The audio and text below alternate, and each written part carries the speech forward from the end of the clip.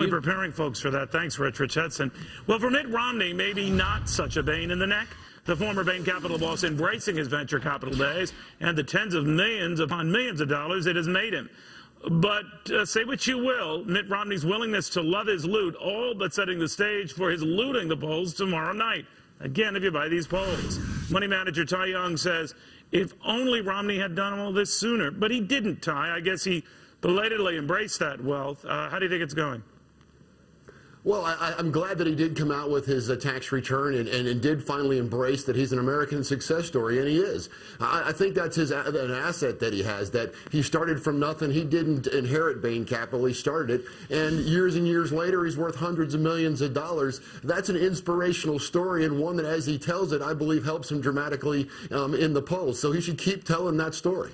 Do you think that's what turned it, or Newt Gingrich just imploding on himself and whining about the negative ads or what have you? What changed, do you think?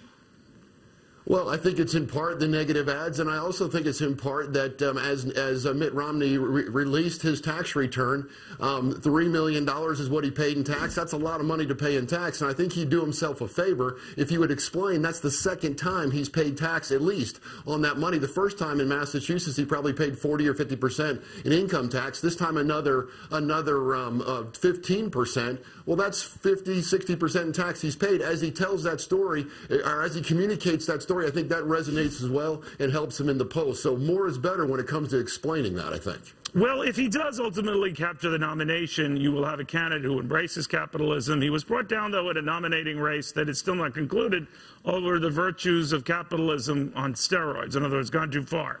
Would Barack Obama then use that attack line for Newt Gingrich against Mitt Romney? And no matter Romney's wrapping around the capitalism flag, he's badly damaged goods this fall.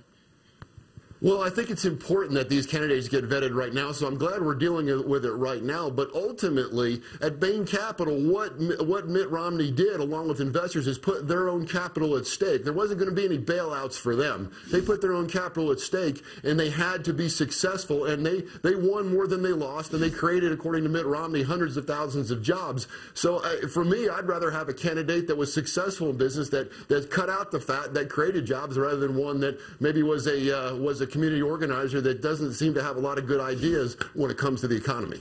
Well, this is meant as no slap against you, Ty, but I'm wondering if the next step then gets to be the president saying of Mitt Romney, you are in Wall Street's hip pocket, that's where all their money is going, that's where all their sentiment is going. With friends like that, American taxpayers, who needs enemies? How do you think he'll handle that?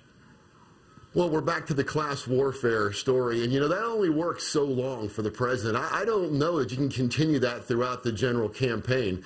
Ultimately, Mitt Romney needs to, and I've not endorsed Mitt Romney to this point, don't work for his campaign, but I think that he would do himself a favor by explaining the moral argument towards capitalism, everybody having a fair chance to go out and make a living, scratch the earth, and try to have a better life for them, their families, and for their children and for their grandchildren. I think that he can make that argument, and I think it'll resonate.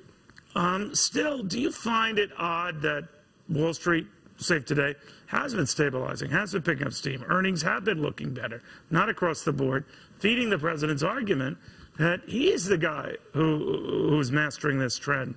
That's his friend and your friend, too. I think that, on the contrary, I think capitalism finds a way and the free market finds the way. And we're seeing the free market find a way towards innovation and finding ways around and finding ways to be successful in spite of this economic policy that we have instead of because of it.